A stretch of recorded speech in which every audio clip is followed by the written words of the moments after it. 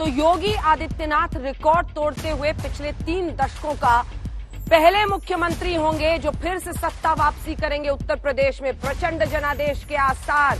228 से 326 सीटें बीजेपी को जाती हुई, वहीं 71 से लेकर 101 के बीच में समाजवादी पार्टी, 309 तक लेकर 3 से 9 के बीच में पीएसपी, कांग्रेस 1 से 3 के बीच में सिमटती हुई और अन्य के पास आप देख रहे हैं 2 से 3। उत्तर प्रदेश की कुल 403 सीटों में 288 से 326 अगर बीजेपी को मिलती है तो इसका एक ही अनुमान, इसका एक ही एनालिसिस हो सकता है और वो ये कि भगवा लहर है। ये बड़ी लहर के तौर पर देखा जा सकता है क्योंकि एक्सपर्ट्स जो कई जमीन पर गए हैं वो भी इस आंकड़े पर अविश्वास की नजर रखते हैं। प्रदीप गुप्ता जी हमारे साथ एक्सिस माई इंडिया के यहां पर मौजूद हैं, उनसे पूछेंगे कि बीते दिन से आज तक आपको कितने लोगों ने कहा कि ये कितने नंबर दे दिए आपने। क्यों गुप्ता जी, बहुत सारे लोग रहेंगे जिन्होंने, क्योंकि हम लोग आपके बिहाफ पर इस पोल को दिखा रहे हैं, हमें बार बार यही कहा जा रहा है कि इतने, शायद बीजेपी वालों को भी यकीन नहीं होगा कि 326 टॉप एंड आप नंबर दे रहे हैं। मिस्टर गुप्ता देखिए अंजना जी, बड़ा सिंपल है, इसमें ज्यादा कोई दिक्कत नहीं होनी चाहिए समझने में।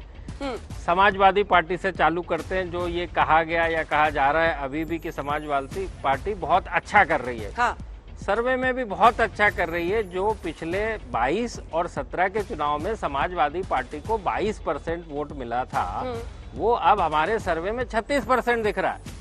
22 से बढ़ के 36% ज्यादा हो गया है, बहुत ज्यादा। 22 से हटके 26 आ गया। और जो समाजवादी पार्टी का बेस्ट परफॉर्मेंस एवर है आज तक का 2012 का, उसमें उन्होंने 26% वोट शेयर लेके सरकार बनाई थी, 226 सीटें आई थी उनकी। तो एक बार वोट परसेंटेज भी दिखा दीजिए, क्योंकि वोट परसेंटेज जब आप दिखाएंगे तो हम पिछली बार से इजाफा, वो कह रहे हैं कि समाजवादी पार्टी को जबरदस्त इजाफा हुआ है वोट परसेंटेज में, लेकिन फिर हमारे पास वो पूरे दस्तावेज हैं क्योंकि एक्सिस माई इंडिया के इस पोल में हम आपको वजह बताएंगे कि आखिर क्यों बीजेपी को इतनी बड़ी बढ़त मिलती हुई दिख रही है और समाजवादी पार्टी इतना वोट परसेंटेज के बावजूद क्यों इतने कम में अटकती हुई दिखाई दे रही है। 10% का फासला है, लेकिन सीट का फासला देखिए तो बहुत ज्यादा। और मुझे लगता है सेकंड या थर्ड फेज में, कब आपने कहा है कि वोट उनको परसेंटेज ज्यादा है लेकिन सीट कम है? सेकंड फेज में वोट ज्यादा है। अंजना जी, एक दूसरी चीज मैं बताता हूँ आपको, दर्शकों को तुरंत उससे रिलेट कर पाएंगे।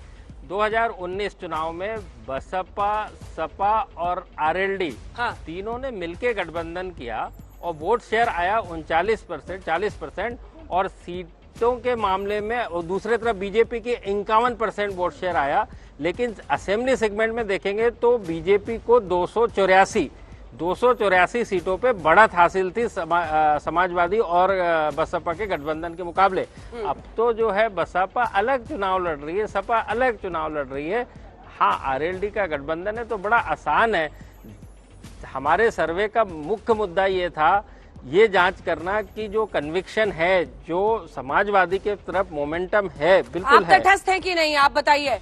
ये आंकड़े 10 को, अब तो एक दिन का इंतजार है, आप तटस्थ है ना? ये जो आंकड़े आपने बताए मैं आपको बता दूं, मेरा 3 वजह लेवल ऑफ डायरेक्टली पूछ रही हूँ।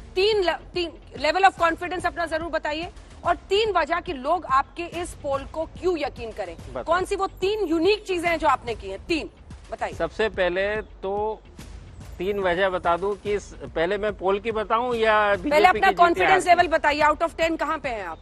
नहीं आउट ऑफ 10 में मैं 9.75 पे ऊपर 9.75 और जो 0.25 है वो भी मैं बता देता हूँ वो कहाँ गड़बड़ हो सकता है या कितना गड़बड़ हो सकता है। ज्यादा से ज्यादा 10 से 15 सीटें कम आ सकती हैं बीजेपी की, जो कि अभी 288 की जो रेंज हम दिखा रहे हैं वो 270 के आसपास आ सकती है, हो सकता है 275, और ऊपर भी आ सकती है, ऊपर भी 8 से 10 सीटें ज्यादा आ सकती है बीजेपी की।